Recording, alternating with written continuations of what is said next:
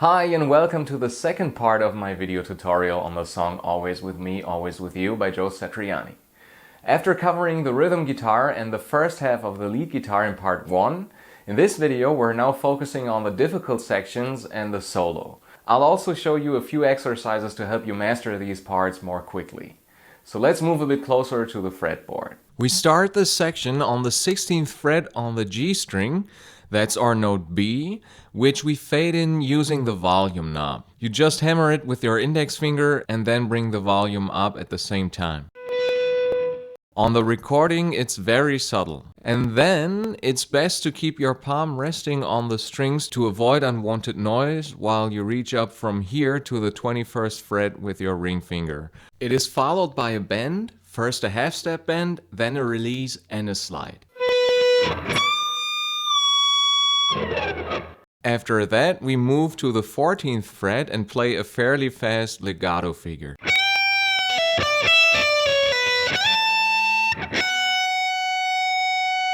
What follows now is the longest run in the entire piece, and it's not easy to play because it contains very long continuous legato passages. I'll show it very slowly and then give you a few tips on how to practice this kind of thing smoothly and without tension, so you can eventually play it fast. Here's the long run, very slowly. Check the tab while watching.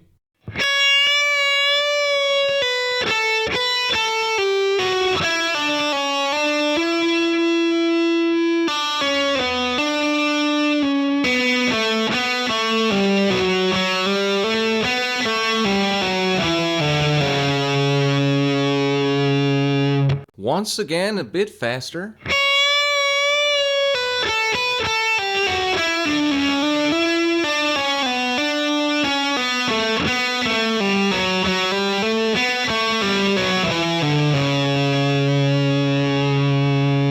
And at original speed.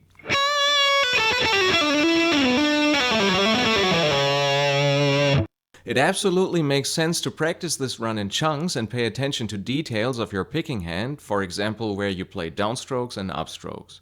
Watch me closely and then practice small parts of it smoothly without rushing. Focus especially on the right feel and the right timing. Start with this section first.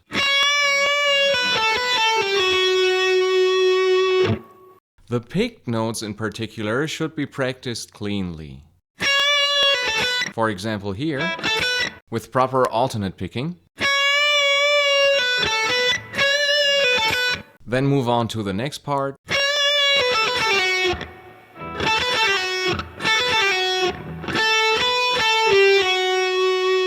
Before gradually adding more of the run. You don't need to practice it fast right away, that comes later.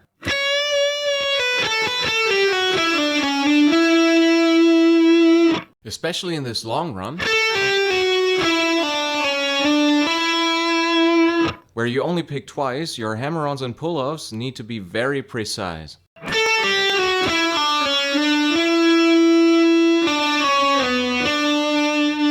This run here, where there's a short pause in between,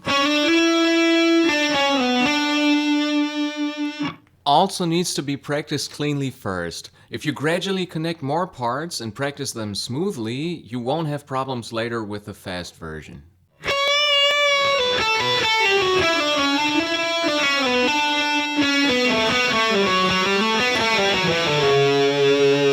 A lot of my students were having trouble with this run.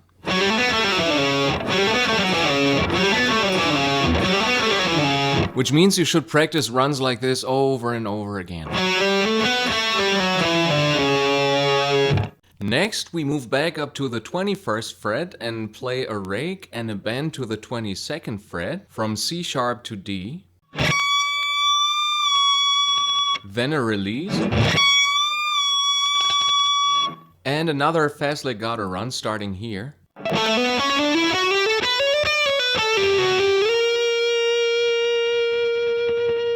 Practice this the same way as before, first slow.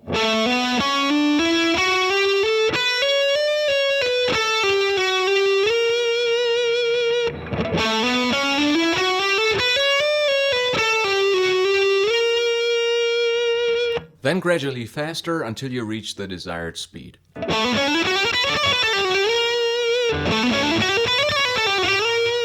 Especially the last 6 or 7 notes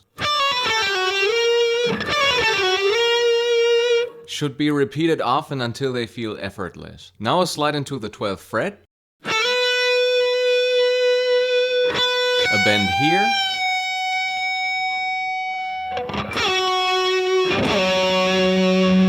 two slides on the G string and on the D string,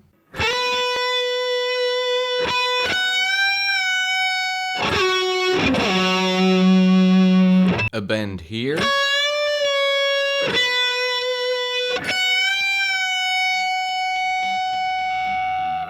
and then this short run here,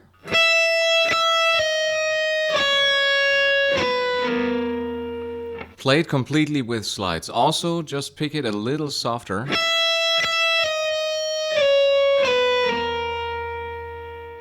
Now the next section begins, where you play the main theme again, this time 1 octave higher than in the first lead guitar section.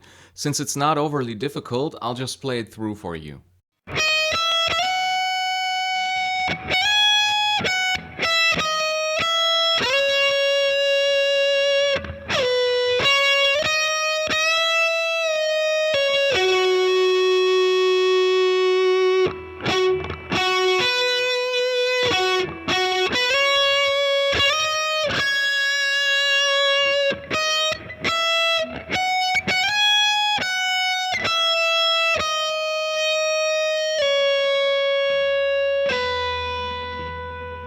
And now comes the well-known tapping section, which I'll play very slowly because I've often seen it performed incorrectly.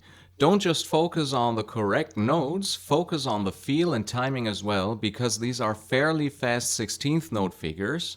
Even if one note is off or you're too slow, you'll end up chasing the metronome or the backing track and it won't sound the way it should. Even though two-hand tapping is a shred technique, in this song it should sound very expressive and melodic. You start by tapping the 12th fret after lightly striking the B string with your middle finger, and then the melody follows.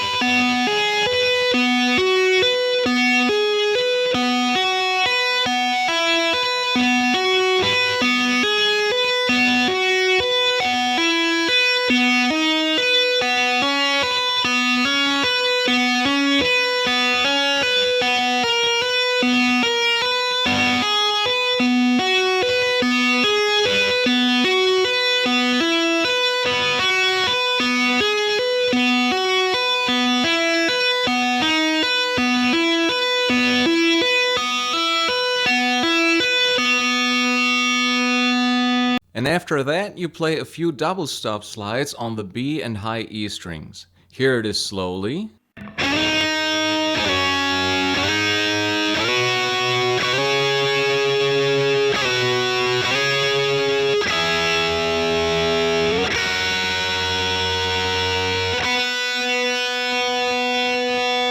The last pick double stops have a whammy bar symbol above them. If, like me, you don't have a whammy bar, it's fine to just pick them and maybe play them like this.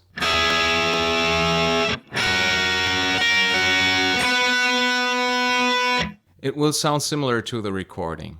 Now things get a bit wilder and a short solo is played at this point. You move here and slide into the 19th fret.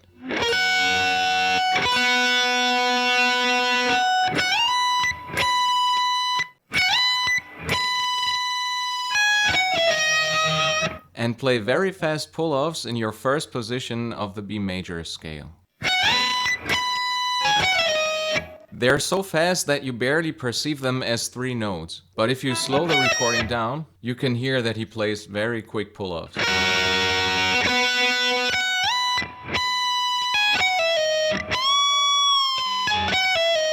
So you come from here. Not easy in this high register.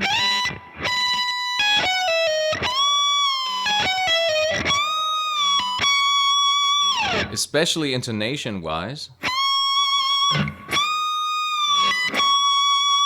So it's better to practice it a bit more. Once you finish this, a very cool bluesy figure follows, featuring Chuck Berry-style licks in the same fingering, but 1 octave lower. Joe Satriani also plays a few pinch harmonics here. It's not easy to play it exactly like him, so I'll show it slowly. Then you just repeat it until you get the right feel and occasionally those squeals. First you play 2 bends from the 6th to the 8th fret.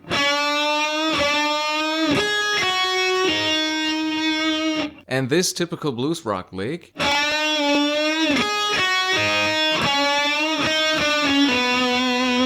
Then another bend. And this lick with the blue note. The whole thing twice.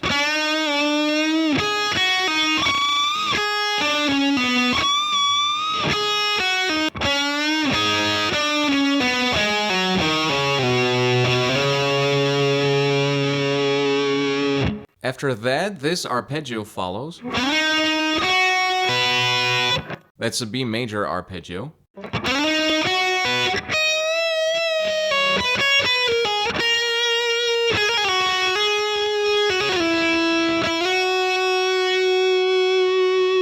Then another bend.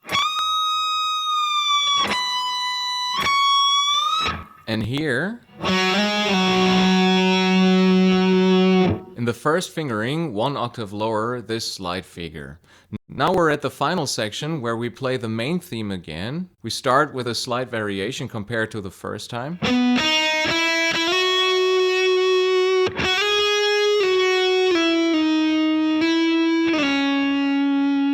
Then we play only slides on the B string.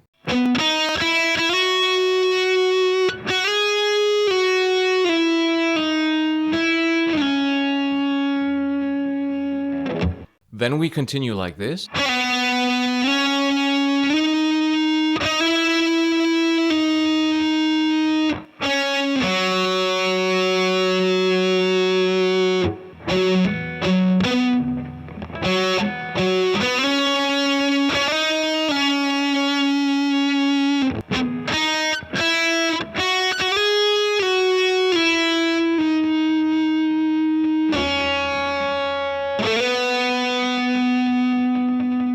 And now right at the end,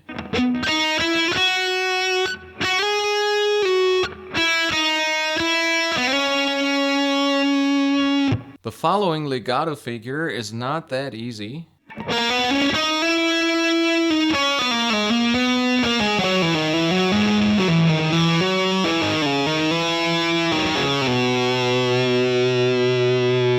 I'd repeat it until it works and learn it in sections. Maybe start here first.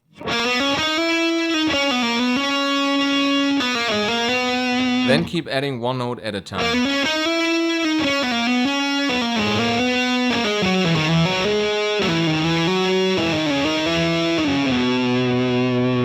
Here it is again, faster.